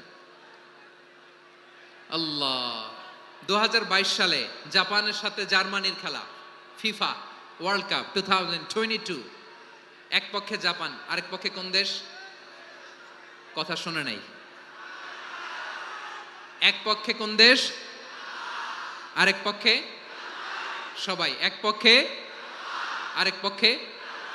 ওই খেলায় জিতেছিল জাপান, জিতেছিল 22 সালের এই ফিফা ওয়ার্ল্ড কাপে জাপান ফুটবল খেলায় জিতে, as a part of their celebration তারা খেলার পরে পুরো স্টেডিয়ামটারে ক্লিন করে, the fan base of Japan, lakh lakh মানুষ খেলা দেখতে যায়, তো এত ডাস্টবিনও তো নাই, তো যারা ডাস্টবিনে জায়গা পায় নাই তারা এই যে চকলেটের প্যাকেট, পানির বোতল, চিপসের প্যাকেট তারা এদিকে সেদিকে রেখে দিয়েছে। জাপানের ভক্তরা, জাপানের ফলোয়াররা, as a part of their celebration তারা খেলার পরে পুরো স্টেডিয়ামের সব ময়লা আবর্জনা ক্লিন করে তারপরে বিদায় নিয়েছে। তাদেরকে কি ক্লিন করার দায়িত্ব দেয়া হয়েছিল? এই যশোর, জাপানের যে ছেলেরা খেলা দেখতে গেছিল ওদেরকে কি ক্লিন করার দায়িত্ব দিছিল? তারা কি স্টেডিয়ামের ওয়ারনেস ক্যাম্পেইন করায়? ক্লাসে আমি দেখেছি, ক্লাসে নিজের বেঞ্চ নিজে মুছে, ক্লাসের মাঝখানে একটা সময় দেয়, নিজের টেবিল নিজে মুছে, নিজের ক্লাসরুমটা নিজে পরিষ্কার করে, রাস্তাঘাটে একটা ধুলা নাই, ময়লা নাই, একটা টিস্যু নাই। খেলার পরে গোটা বিশ্বকে তাক লাগিয়ে দিয়েছে। জাপানের ফ্যানরা সবার রেখে যাওয়া গার্বেজ, টিস্যু, বোতল পরিষ্কার করে তারপরে স্টেডিয়াম থেকে বিদায় নিয়েছে। আমরা কেন এমন হইতে পারলাম না? আমরা কেন এমন হইতে পারলাম না? জাপানের যারা এগুলো করছে ওদের 3টা করে চোখ না? চোখ তো 3টা, জাপানা লাগো, জাপানা লাগো, হাত তো 4টা, কান তো 6টা, হ্যাঁ? নাকি আমার মতো 2 হাত 2 কানওয়ালা মানুষ? চোখে দেখলে ওটা মানুষ না। চিন্তা করছেন? তার মানে জাপানিজদেরকে যে গ্রুমিং করে শিখানোর মাধ্যমে পরিচ্ছন্ন বানানো গেছে, ওরা যেমনি মানুষ আমরাও মানুষ, আমাদের সন্তানদেরকে শেখালে তারাও পারবে। পারবে কিনা? 2 নম্বর উদাহরণ বলি। চট্টগ্রাম ফেনীতে যারা গিয়েছেন, মেঘনা গোমতী ব্রিজ প্রকল্প নাম শুনছেন? মেঘনা একটা ব্রিজ পার হওয়া লাগে, এই মেঘনা গোমতী, এখানে 3টা ব্রিজ কাঁচপুর সহ, এই 3টা ব্রিজের নির্মাণ কাজ, রেনোভেশনের কাজ দেয়া হয়েছিল জাপানের একটা কোম্পানিকে। কাকে? জাপানের কোম্পানির নির্মাণ শেষে 738 কোটি টাকা বেঁচে গেছিল, এটা গভর্নমেন্টের হাতে দিয়ে তারা বিদায় নিয়েছে। কত টাকা? 738 কোটি টাকা। যত প্রাক্কলিত ব্যয় নির্ধারণ করা হয়েছে সব টাকা সরকার, তৎকালীন সরকার, 2019-এর সরকার, কারা ছিল তো জানেন? এই 2019-এর সরকার তাদেরকে দিয়েছে। তারা রিনোভেশন নির্মাণ শেষে 738 কোটি টাকা অতিরিক্ত বেঁচে গেছিল, এটা আবার গভর্নমেন্টের হাতে বুঝাই দিয়ে তারা বিদায় নিচ্ছে। আমরা কেন এমন হইতে পারলাম না? জাপানের ওরাও মানুষ, আমরাও মানুষ, তার মানে মানুষে মানুষে পার্থক্য আছে না নাই? আচ্ছা, জাপানের 2টা উদাহরণ দিলাম, এবার আমার দেশের 2টা উদাহরণ দিব না? বাংলাদেশের 2টা উদাহরণ দিই। 1 নম্বর উদাহরণ, গত সপ্তাহে আপনারা জানেন কক্সবাজার আমার একটা প্রোগ্রাম ছিল, তো হেলিকপ্টারে গিয়েছিলাম। ফেনী জেলা যখন পার হচ্ছি আমি দেখলাম 3টা উইন্ডমিল চিনেন তো? বিশাল পিলার, 3টা-4টা পাখা থাকে, বায়ু বিদ্যুৎ কেন্দ্র, বাংলাদেশের প্রথম বায়ু বিদ্যুৎ কেন্দ্র এটা, মুহুরী প্রজেক্ট বলে ওটার, সম্ভবত মুহুরী প্রজেক্ট। তো সাগরের বাতাসের ঝাপটায় এটা ঘুরে এনার্জি হয়, ইলেকট্রিসিটি উৎপাদন হয়। তো আমি ভাই এগুলো থেকে কেমন ইলেকট্রিসিটি হয়? কয় হুজুর একটুও হয় না, কিছুই হয় না। কিছুই হয় না মানে? বলে হুজুর বাংলাদেশে যত উইন্ড মিল আছে এটার পাখা একটাও ঘুরে না। আল্লাহ, বলেন কি? তাহলে এই যে কোটি কোটি টাকা ব্যয় করে যে উইন্ড মিল, কয় হুজুর ভিতরে ফিটফাট, উপরে ফিটফাট, ভিতরে সদরঘাট। তার মানে কোটি কোটি টাকা দিয়ে এই উইন্ড মিল বানায়, এখানে কিছু নাই। দুর্নীতির আড্ডাখানা, আখড়াখানা বাংলাদেশ, ঠিক কিনা বলেন? হায় রে, জাপানিজরাও মানুষ, আমরাও মানুষ। আমার এক নিকটাত্মীয় সরকারি চাকরিজীবী, উনি আমাকে বললেন, বাংলাদেশের আরেকটা উদাহরণ দেখি। উনি আমাকে বললেন যে প্রতি বছর আমাদের অফিসের ফার্নিচার চেঞ্জ করে। আমি বললাম প্রতি বছর ফার্নিচার চেঞ্জ করে কেন? বলে যে ফার্নিচার নতুন পারচেজ করলেই তো ওইখানে টাকা, নতুন কিনতে পারলেই টাকা, নতুন উন্নয়নের সবক শোনাতে পারলেই টাকা। প্রথম আলোর রিপোর্ট, কি আলো? প্রথম আলোর রিপোর্ট, গত 15 বছরে উন্নয়নের নামে লুটপাট হয়েছে প্রায় 3.25 লাখ কোটি টাকা। কার রিপোর্ট? আমাদের বানানো কথা। প্রথম আলোর রিপোর্ট। গত 15 বছরে কারা ছিল জানেন তো? হ্যাঁ, শুধু ওনাদেরকেই দোষ দিয়ে লাভ নাই। স্বাধীনতার পর থেকে শুধু শাসকের হাত বদল হয়েছে, আমরা কিছু পাই নাই, ঠিক কিনা বলেন? শুধু ওনাদের দোষ দিয়ে কি লাভ? একদল খাইছে, আরেক দল খাওয়ার জন্য রেডি হয়ে আছে। আমরা এরকম চাই না। আমরা চাই স্বাধীন সার্বভৌম বাংলাদেশ। আমরা চাই দুর্নীতিমুক্ত বাংলাদেশ। আমি নিউজটা যে কতবার বললাম, এটা কি সম্ভব? 3.25 লাখ কোটি টাকা লুটপাট, মানে লুটপাট করতে করতে এদেশের জনগণকে ফুটপাতে বসায় দিচ্ছে। প্রিয় ভাইয়েরা, তাহলে জাপানের মানুষও মানুষ, আমরাও মানুষ। সিদ্ধান্ত আপনার, কোন মানুষ হবেন, ভালো মানুষ না খারাপ মানুষ? আজকের আলোচনার বিষয় হচ্ছে মানব সম্পদের উন্নয়ন, human resource development. It's a process to increase the capacity of knowledge, skill, capacity of the people of a country. একটা দেশের মানুষের জ্ঞান, তাদের দক্ষতা কি করে বাড়ানো যায়, বাড়িয়ে দেশের উন্নয়ন করানো যায়, এটাই হচ্ছে মানব সম্পদ উন্নয়নের মূল কথা। তাহলে মানব সম্পদ হচ্ছে একটা দেশের সবচাইতে শক্তিশালী পুঁজি। প্রাকৃতিক সম্পদ, খনিজ সম্পদের চেয়েও দামি হচ্ছে মানব সম্পদ। আমার প্রিয় যশোর, প্রাকৃতিক সম্পদ, খনিজ সম্পদের চেয়ে দামি সম্পদ কি সম্পদ? আল্লাহ তাআলা দয়া করে আমাদেরকে এই মানব সম্পদ দিয়েছেন। আসুন আমাদের এই মানুষগুলোকে আমরা সোনার মানুষ বানাই। রাজি আছেন তো সবাই? রাজি আছেন? মানুষ পারে না এমন কোনো কিছু নাই, চাইলে সব পারে। এজন্য মানুষকে তারবিয়া দিতে হবে, যথাযথভাবে তাদেরকে গড়তে হবে। আসুন আমরা সিরাতের আয়নায় বিশ্বনবীর জীবনী থেকে দেখি তিনি কিভাবে হিউম্যান রিসোর্সকে ম্যানেজ করতেন। যদি আপনাদের সময় হয়, দু একটা উদাহরণ দিয়ে আজকে আমি আমার আলোচনার বিদায় নিব। হবে? সময় হবে কয়েক মিনিট? হ্যাঁ, শান্ত থাকবেন তো? শান্ত থাকবা? হ্যাঁ, ঠিক আছে। এই ধাক্কার মধ্যে ঢুকছে, এবার মজা বুঝতেছো তো? হ্যাঁ, মানা করছিলাম না? ঠিক আছে, টের পাও। হ্যাঁ, ঠিক আছে। যে আওয়াজ করবে আমি ওকে দেখতেছি, কে কে আওয়াজ করে দেখতেছি। শেষ কথা, শেষের দিকে চলে আসছি। বিষ্ণু ইসলাম কিভাবে হিউম্যান রিসোর্সকে ম্যানেজ করতেন, মজার কথা আছে কয়েকটা, বলে বিদায় নিব। বিশ্বনবী কিভাবে এই মানব সম্পদকে ম্যানেজ করতেন। বিশ্বনবী, he was a very good talent hunter, চৌকস ট্যালেন্ট হান্টার ছিল। কার মধ্যে কি ট্যালেন্ট আছে দেখলেই বুঝে ফেলতেন। সুবহানাল্লাহ পড়বেন না? কি নবী আমরা পেয়েছি! He was a very good talent hunter. আমার নবী, তিনি চৌকস ট্যালেন্ট হান্টার ছিলেন। কার মধ্যে কি প্রতিভা বের করতেন, ওই প্রতিভাকে ইসলামের কল্যাণে কাজে লাগাতেন। সুবহানাল্লাহ বলেন। যাকে যেই জায়গায় সেট করলে ভালো হবে তাকে ওই জায়গায় সেট করতেন। কয়েকজন সাহাবীর জীবনী শোনাই। আবু মাহজুরা রাদিয়াল্লাহু তাআলা আনহু, মক্কার মুয়াজ্জিন, আগে ছিল মুশরিক, পরে হয়েছে মুমিন। উনি কিভাবে মুমিন হইলেন এই ঘটনাটা একটু আপনাদের শোনাতে চাই। তো আপনাদের তো সময় নাই হাতে। হ্যাঁ, সময় আছে? এই জেনজি শেষ করে দিল আজকের প্রোগ্রামটা। 1 ঘন্টা ধাক্কা ধাক্কি করে কেমনে দাঁড়ায় আছে আমি বুঝলাম না।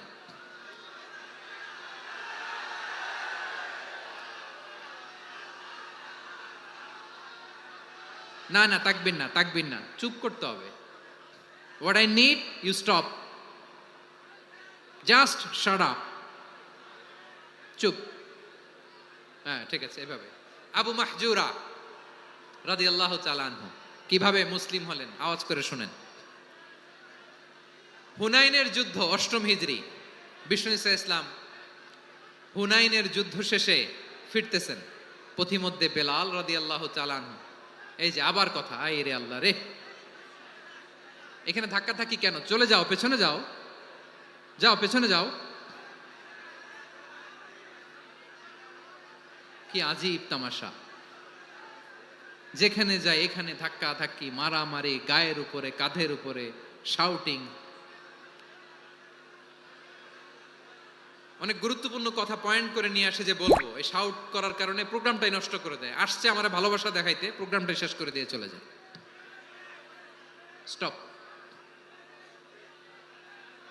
আবার কথা বল, স্টপ। হুনাইনের যুদ্ধে অষ্টম হিজরি, কত হিজরি সবাই বলেন না একটু, কত হিজরি? অষ্টম হিজরিতে হুনাইনের যুদ্ধে রাসূল সাল্লাল্লাহু আলাইহি ওয়াসাল্লাম ফিরে আসতেছেন মদিনায়। পথিমধ্যে বেলাল রাদিয়াল্লাহু তাআলা আনহু আজান দিচ্ছেন। কি দিচ্ছেন? তো পাশে ছিল মুশরিকদের একটা পল্লী, কিছু মুশরিক তরুণ, কিছু অমুসলিম কিশোর, তারা আজানকে ব্যঙ্গ করতেছে। আমাদের বাংলায় মুখ ভেঙ্গানো বলে আর কি। বেলাল রাদিয়াল্লাহু তাআলা আনহু আজান দিচ্ছেন, ওই বাচ্চাগুলো মুশরিক, তো ওরা আজানকে ব্যঙ্গ করতেছে, বিকৃতি করে ওরাও আজান দিচ্ছে। উদ্দেশ্য হচ্ছে আজানকে নিয়ে ঠাট্টা করা। উদ্দেশ্য কি? ঠাট্টা করা। ব্যাপারটা মনে কষ্ট পাওয়ার মতো ব্যাপার না? কিন্তু বিশ্বনবী ওইখানে দেখেন কি খুঁজলেন। বিশ্বনবী খেয়াল করলেন অমুসলিম কিশোরদের মধ্য থেকে একটা কিশোরের গলাটা বড় দরাজ গলা, কণ্ঠটা বড় সুন্দর। খেয়াল করে দেখলেন যে কিছু কিশোর বেলালের আজানকে ব্যঙ্গ করে, বিকৃতি করে, কিন্তু একজনের কণ্ঠ দেখতে পাচ্ছেন না এত দূরে, কিন্তু কণ্ঠটা বড় সুন্দর, দরাজ গলা। বিশ্বনবী সাহাবীদেরকে বললেন, ধরো এগুলারে, ধরো।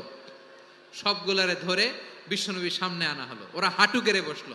বিশ্বনবী বললেন, তোমাদের মধ্যে কে যেন ব্যঙ্গ করে আজান দিচ্ছিল, তার গলাটা বড় উঁচু, গলার বেসটা বড় মজবুত, মেলোডিয়াস, সুমধুর কণ্ঠ। কে?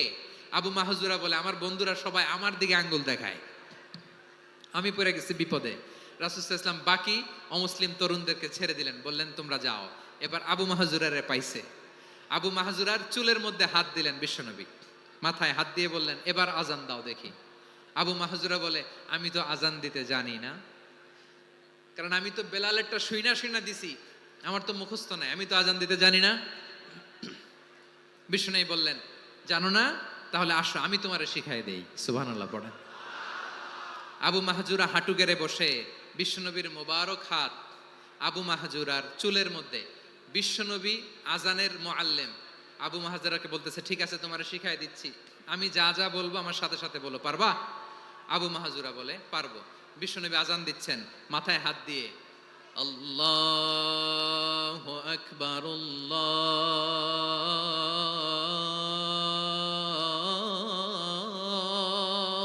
আকবার।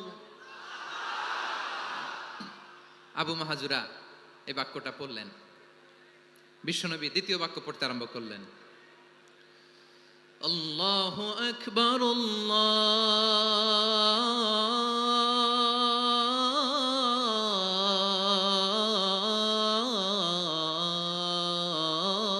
আল্লাহু আকবার। আবু মাহজুরা এই বাক্যটাও বললেন। বিশ্বনবী আবু মাহজুরার মাথার মধ্যে হাত দিয়ে তৃতীয় বাক্য পড়লেন,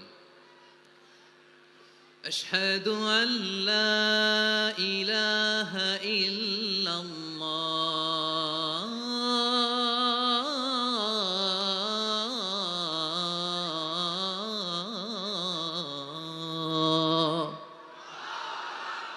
আবু মাহজুরা তৃতীয় বাক্য পড়লেন। বিশ্বনবী একটা বাক্য পরে আবু মাহজুরা পরে, বিশ্বনবী পরে আবু মাহজুরা পরে। আবু মাহজুরা কিন্তু অমুসলিম, মুশরিক। আবু মাহজুরা বলে, এক একটা বাক্য পড়ি আমার কলিজাটা গলে ঠান্ডা হয়ে যায়। এতদিন মোহাম্মদকে গালি দিতাম, এখন মোহাম্মদ আমার মাথায় যখন হাত রাখছে আমার সারা শরীর ঠান্ডা হয়ে গেছে। বিশ্বনবী আজান শিখাচ্ছেন, একটা একটা বাক্য পড়ে, আবু মাহজুরাও পড়ে, বিশ্বনবী পড়ে, আবু মাহজুরাও পড়ে।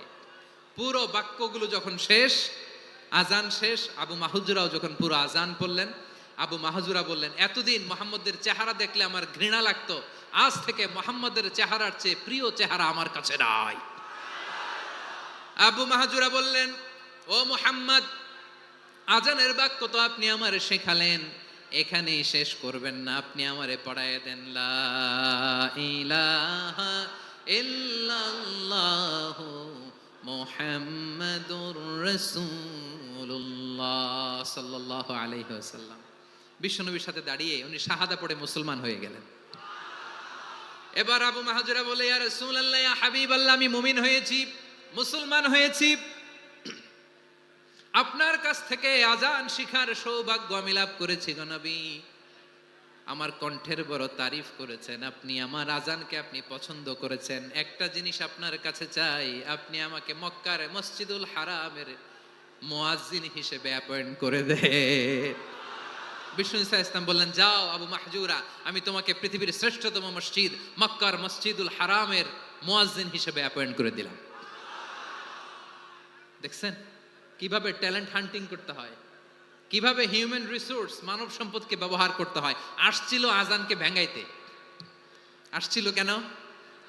আজানকে ব্যঙ্গ করার জন্য, বিকৃত করার জন্য। আজানকে বিকৃত করতে যে ইসলামের সবচেয়ে শ্রেষ্ঠ মসজিদের মুয়াজ্জিন হয়ে গেল। পড়েন সুবহানাল্লাহ।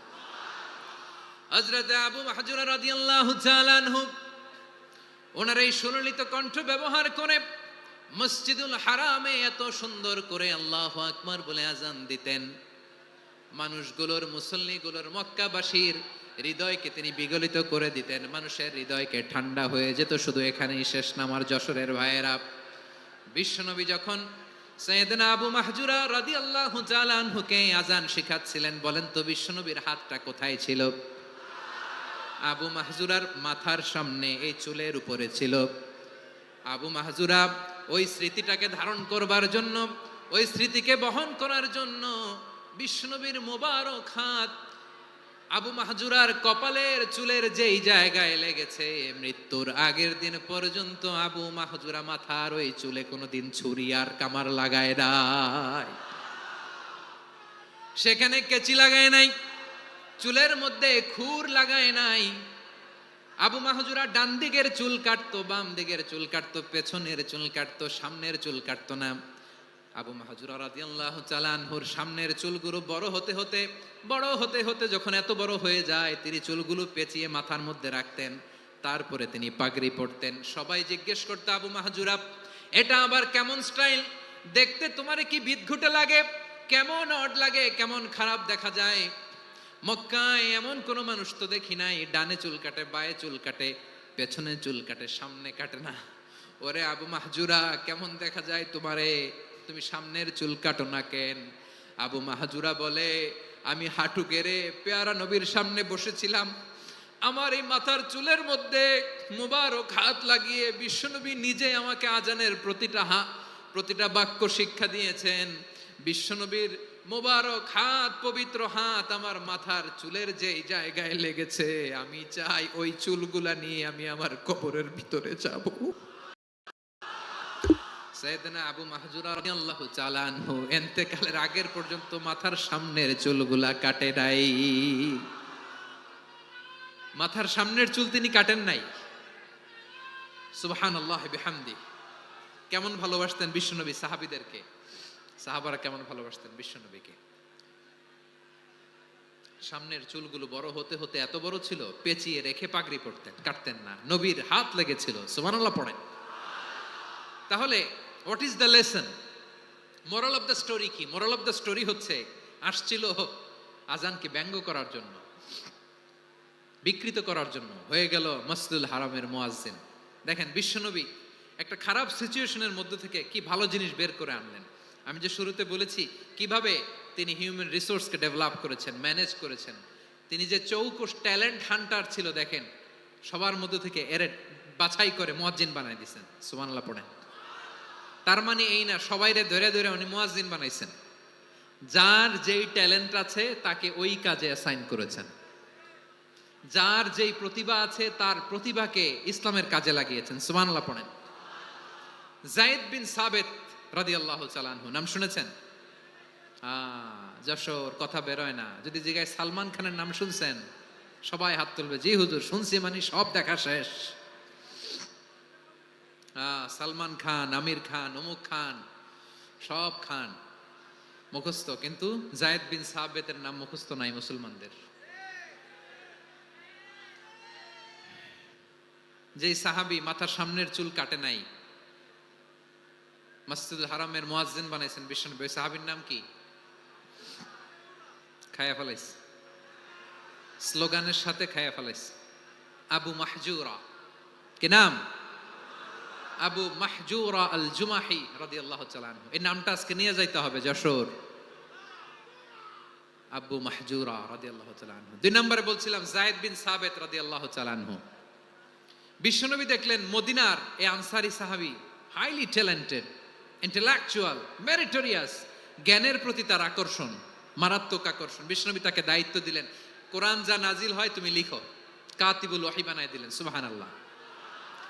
যায়েদ বিন সাবিতরে আবার আজান শিখান নাই, কারণ তার মধ্যে বিশ্বনবী প্রতিভা দেখেছেন, একাডেমিক প্রতিভা। বিশ্বনবীর একাডেমিক প্রজেক্টগুলো তিনি হ্যান্ডেল করতেন। যায়েদ বিন সাবিত ছিল বিশ্বনবীর ব্যক্তিগত সচিব। কি ছিল? ব্যক্তিগত সচিব, বোঝেন নাই? বিশ্বনবীর ব্যক্তিগত সচিব এবং দোভাষী। ইহুদিরা কিছু লিখে দিলে এটার অর্থ বিশ্বনবীরে বুঝায় দিতেন, আবার ইহুদিদের কাছে কিছু লিখতে হলে তিনি লিখে দিতেন। বিশ্বনবী একদিন বললেন, ইন্নী ওয়াল্লাহি মা আমানু ইয়াহুদা আলা কিতাব। ইহুদিরা যে চিঠি পাঠায় অর্থ তো বুঝি না, আরেক ইহুদি আইনে অর্থ করা লাগে। আবার ইহুদিদের কাছে কিছু লিখে পাঠাইতে চাইলে আমরা তো লিখতে পারি না, ইহুদিরে দিয়ে লেখা লাগে। ওরা যে পয়রা শোনায় লিখে দেয়, আমি ওদের বিশ্বাস করি না, আমার নিজের একজন লোক দরকার। বিশ্বনবী এই যায়েদ বিন সাবিতকে চুজ করলেন ল্যাঙ্গুয়েজের জন্য।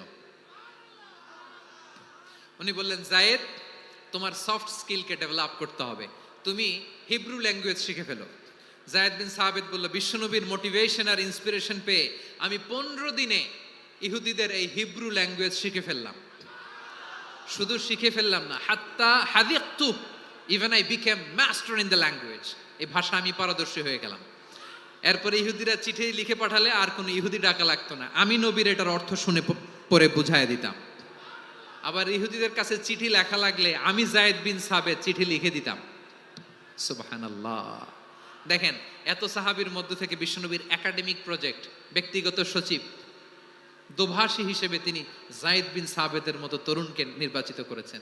কেমন ট্যালেন্ট হান্টার ছিল আমার নবী। সুবহানাল্লাহ পড়বেন না? বিশ্বনবীর ইন্তেকালের পরে সাইয়েদনা আবু বকর রাদিয়াল্লাহু তাআলা আনহু যখন খলিফা হয়ে আসলেন, কোরআনকে সংকলনের দায়িত্ব দেয়া লাগবে, কোন সাহাবীকে দিবেন? সব সাহাবারা মিলে পরামর্শ করলেন।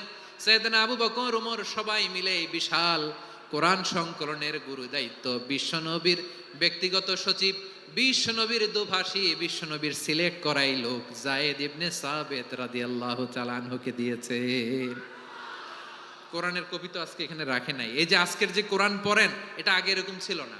কোরআন নাজিল হলে সাহাবারা চামড়ার, ওটের চামড়ায় লিখে ফেলতো, ওটের চ্যাপ্টা হাড্ডির মধ্যে লিখে ফেলতো, গাছের গুড়ির মধ্যে লিখে ফেলতো, বিভিন্ন জনের কাছে ছড়ানো ছিটানো ছিল।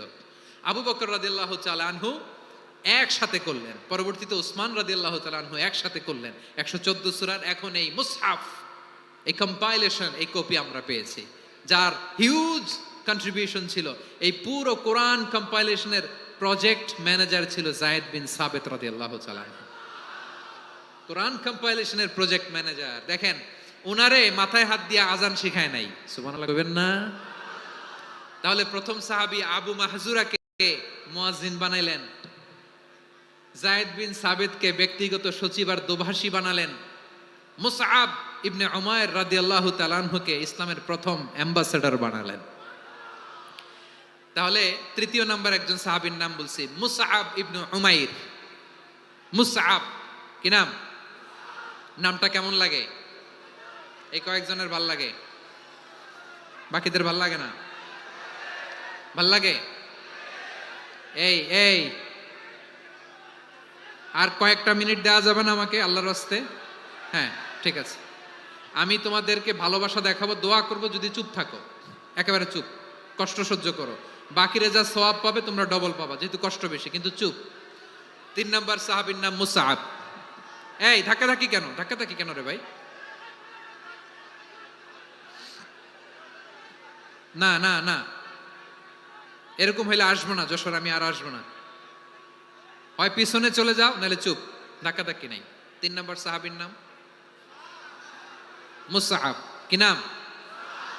হি was the first ambassador in Islam. ইসলামের প্রথম ডিপ্লোমাট, প্রথম কূটনৈতিক, ইসলামের প্রথম কূটনৈতিক, ইসলামের প্রথম ডিপ্লোমাট, প্রথম অ্যাম্বাসেডর মুসআব ইবনে উমাইর। মক্কার তরুণ যুবক, উনি পারফিউম লাগাইলে মানুষ দেখলেই বুঝতো এটা মুসআব লাগাইছে। এমন ড্যাশিং ফেসের ছিল, এমন স্মার্ট ড্যাশিং ফেস, এমন পার্সোনালিটির মানুষ ছিল মুসআব রাদিয়াল্লাহু তাআলা আনহু। কারণ যিনি ইসলামের স্পোকম্যান হবেন, মুখপাত্র হবেন, তার স্মার্ট হওয়ার দরকার আছে না নাই? আকাবার প্রথম শপথ যখন হলো, তাদের সাথে বিষ্ণু ঈসা ইসলাম মদিনাতে একজন মুখপাত্র পাঠালেন, ডিপ্লোমাটকে পাঠালেন, অ্যাম্বাসেডর অফ ইসলাম। তিনি হচ্ছেন মুসআব ইবনে উমাইর। পড়েন সুবহানাল্লাহ। বিশ্বনবী দেখলেন সে অনেক স্মার্ট, তার ডেডিকেশন আছে, সিনসিয়ারিটি আছে, এবং মদিনায় যে আউস খাজরাজ গোত্রের নেতাদের সাথে ডিল করতে হবে, ইহুদিদের সাথে ডিল করতে হবে, ওখানে একজন পাক্কা জানু খেলোয়াড়ের দরকার আছে না নাই? মুসআব ইবনে উমাইর রাদিয়াল্লাহু তাআলা আনহু, ওনাকে বিষ্ণু ঈসা ইসলাম চুজ করলেন। এবং বিষ্ণু ঈসা ইসলামের এই চুজিংটা, এই সিলেকশনটা এত সুন্দর ছিল, তিনি মদিনাতে যে বিশ্বনবী আসার আগেই মদিনার জমিনকে তিনি উর্বর করে ফেলছেন। প্রতিটা ঘরে ঘরে কালিমার দাওয়াত তিনি পৌঁছায় দিয়েছেন। জুমার বিধান নাজিল হয়েছে, কিন্তু মক্কায় পরিবেশ নাই জুমা পালনের। বিষ্ণু ঈসা ইসলাম একজনকে দিয়ে খবর পাঠালেন, যাও মদিনায় মুসাবকে যে বলো, মুসাব তো আমার শিক্ষক, আমার স্পোকম্যান, মদিনাতে যেন তারা জুমা কায়েম করে। বিশ্বনবীর আগেই মুসআব মদিনার মুসলিমদেরকে নিয়ে মদিনায় প্রথম জুমা কায়েম করে ফেলছে। কোন সুবহানাল্লাহ।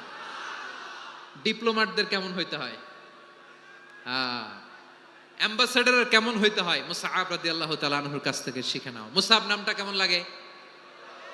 যশোর